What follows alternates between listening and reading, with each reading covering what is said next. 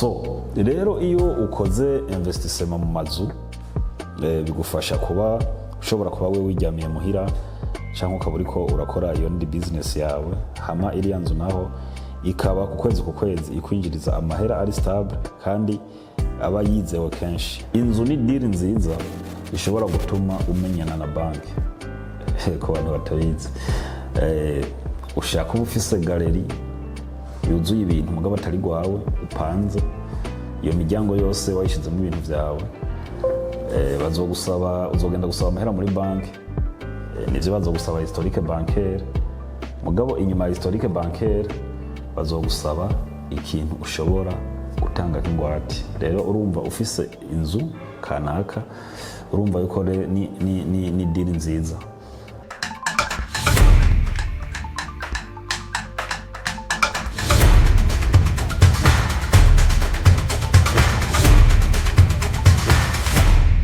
Mwaramutse canke mwiriwe bivanye naho umwe wese aherereye. Ni kuri Talk Business ni MetaVision nkuko mumenyereye muri rusangi. Ni kwa kundi nyene tuba turiko turiyagira business, tuba turiko turivugira kuri development personnel no muri rusangi uko umuntu ashobora kuyubaka canke uko umuntu ashobora gushika ku iterambere rirama. Mu ma episode aheruka twari twavuze uko umuntu ashobora kuinvestisa nuko umuntu ashobora kuva mu buzima bw'umushahara akaja mu buzima bwa business, kandi akabikora wanashima, akabikorera rimwe hama akazova no mu rwego agashobora kuja kuba umu investor. Twarabiganiriye ko nibaza yuko abashoboye kubikurikira hari ico mwumvise, hari uko vyagenze. Uno munsi rero nifuza ko tuganira uko muri kimwe mu bintu umuntu ashobora kuinvestisamo akagira iterambere riramvye kandi yizewe mu gihe biba bivanye ariko nuko yabikoze canke nuko ashobora kubikurikirana. Muri MetaVision dukora consultance en business, tugatanga imigambi ku bantu bayifuza canke ku muntu wese bafise umugambi kanaka aba abona ari karakora, akaba ari karabona utari kuragenda neza nkuko bishaka, mugabo akaba atabona aho uwo mugambi ushobora kuba uri kurononekarira. Araza tukaganira, tukamwumviriza, tukamuterera iciyumviro canke tukamukosorera. Hari haba bifuza yuko wabwira umugambi ukanawakompanya mu nzira yo kuwurangura, navyo nyene turabikora kandi tuba dufise abahinga babigenewe ikintu mu cicaro icarico cose. Rero tubananije muri rusangi, uno munsi nifuza ko tuyaga kuri investissement mu comment dirais-je, investissement dans les immobiliers. Nibaza yuko tugerageje mu Kirundi, nibaza yuko ko investissa basi mu mazu ego canke mu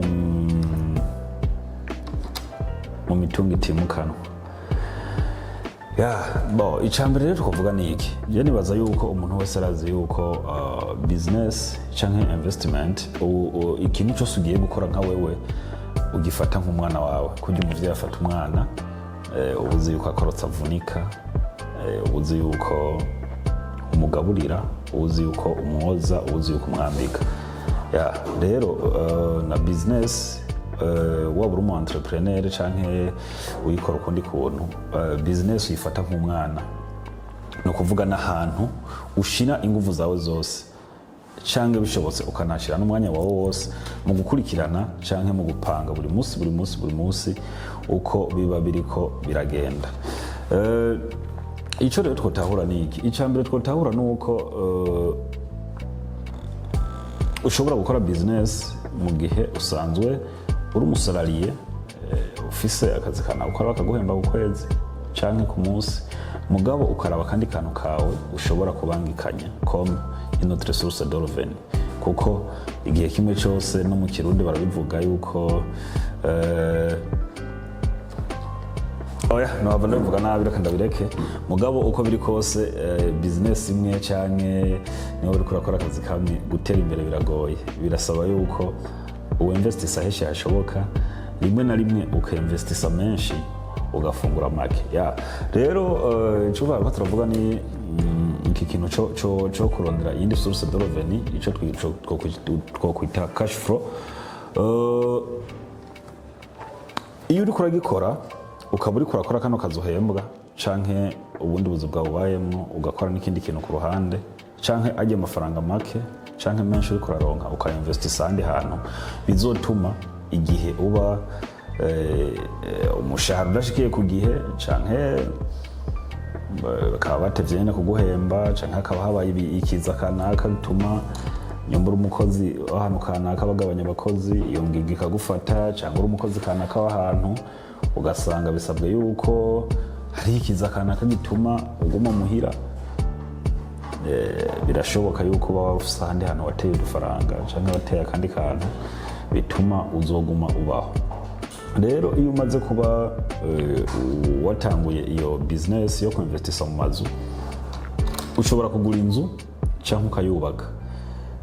Iyo uguze inzu rero cyangwa ukayubaka cyangwa ivana n'icyo ugiye kuyikoresha, urafata umugambi ukamenya icyo ugiye gukora.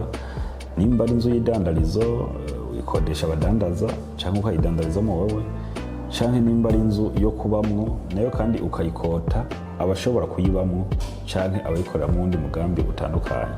Rero ibyo biri mu ntumbero yo kuvuga ngo ko ndiko ndaronka n'amafaranga, ni hehe hantu hazima noyatera agashobora kumera.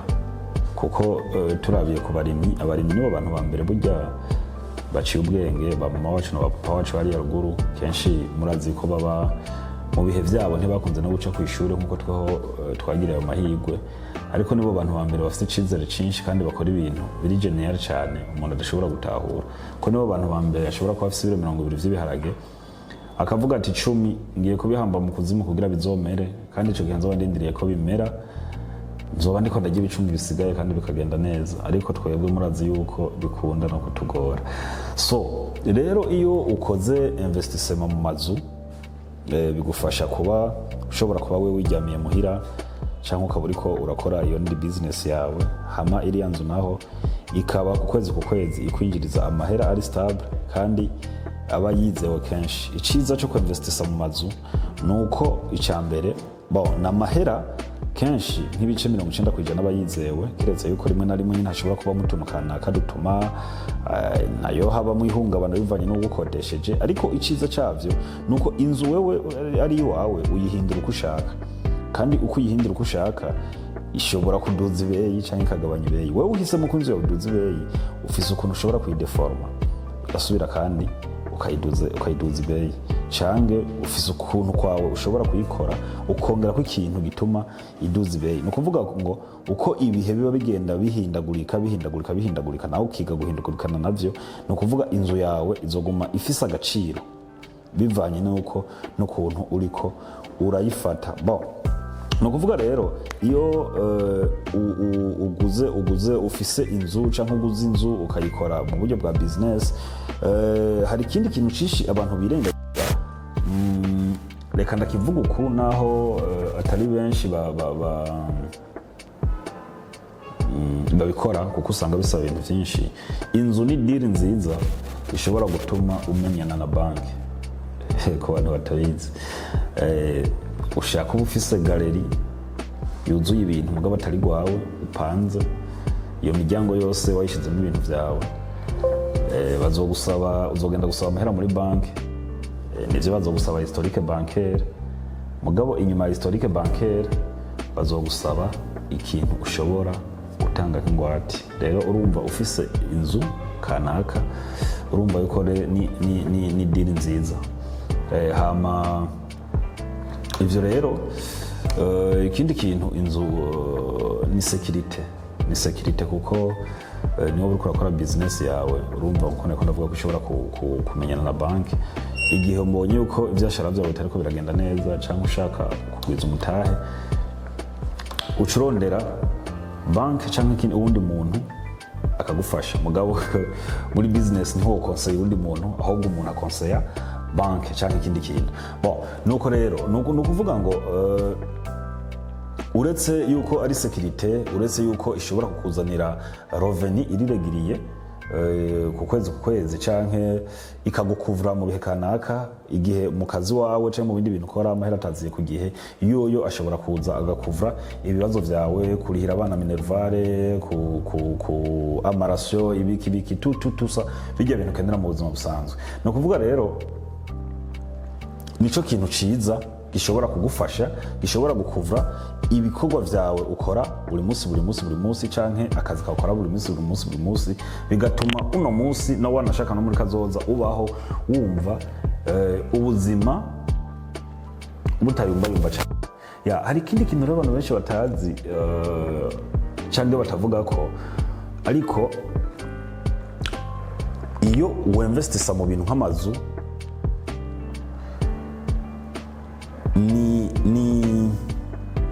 ni ikintu no kwita ni barrière contre l'inflation. Sinzi yuko iyo ibiciro biriko biraduga canke biriko biramanuka, kenshi abantu base cash babihomberamo. Ushobora kuba wari ufise projet yo gukora ikintu kanaka,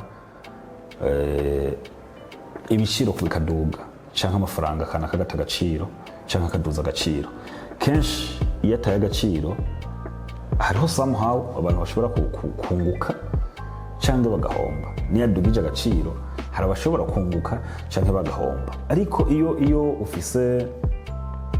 ufise immobilier kanaka canke ikindi kintu nk'ico, bigufasha gute?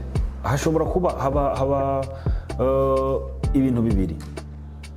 Ni ukuvuga ngo inzu yawe ifata tendance isoko riba ririko rirafata. Ni ukuvuga ngo nimba tendance ya marché ibaye haussière, inzu yawe nayo ifata tendance haussière. Tendance ibaye baissière, inzu yawe ifata tendance baissière. Ariko kuko inzu kenshi ari investissement à long terme, ivyo bihuhusi byose biraba bikayisiga, ejo bikazoza bigira iki, bisanga. Rero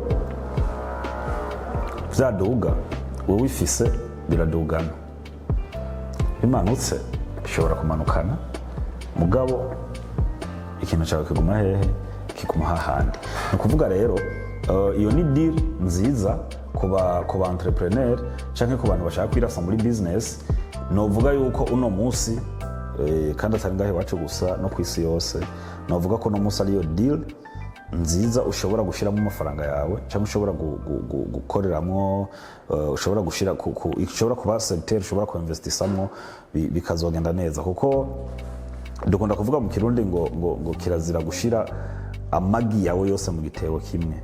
Nimba uri umudandaza canke uri umufonctionnaire, gerageza ayo mafaranga, izo reveni zawe uzinvestisa ahantu hazima. Rero ndiko ndabakonseille no munsi no kuinvestisa dans les immobiliers, mu bintu, mu mitungo itimukanwa. Ushobora kugura amaparcelle, ushobora kugura inzu zubatse, cyangwa ukagura parcelle ukubaka, cyangwa ukagura inzu zibayabaye ukazideforma zikaduza valeur. Ni ukuvuga rero ngo gushira amagi yawe mu gitebo kimwe, tegura ejo hawe, ni uinvestisa ahantu hazima. Ivyo uriko urakora no munsi ejo ingufu zirahera, ubusaza buraza, ivyo bizogutunga muri kazoza. Uzobana navyo igihe cyose uzoba uhari. Ico wubatse uno munsi naco kizokubaka ejo, icuriye uno munsi ariko giherana no munsi, ariko ico wubatse uno munsi naco kizokubaka ejo. Rero niyo deal numva shaka kubabwira no munsi, nico kintu nashaka yuko uno munsi tuvugana ko. Nibaza yuko muri episode ikurikira naho tuzovuga ikindi, canke tuzoja en profondeur koma ushobora gukora kino kintu. Ariko mubandanye mu dukurikirana kuri Talk Business, mubandanye bakitura Meta Vision na ntaryo hari benshi turiko turafasha, hari benshi bariko barafashwa baciye muri Meta Vision, baciye muri WeTalk Business ariko bakitura Meta Vision kugira ngo ishobore kubafasha, ishobore kubaherekeza mu byo bariko barakora. Twakira abantu imisi yose kuva kwa mbere gushika kuwa gatandatu, dukorera kuri ufashe ibarabara rya RN1 uduga iwabo n'abantu ugeze ahantu hari inyubako ya Limitere, uca winjira mu gipangu indani uzobona biro hejuru muri etage iriko amahotokora ya WeTalk Business. Ushobora kuza ugasanga nkumbure umuntu arasohotse canke umuntu ntaratonda, ariko ni vyiza yuko usaba appointment kugira ngo ushobore kuza, ushobora kuronka umuntu akwakira, biragenda neza. Nakagaruka dusubire muri episode zikurikira.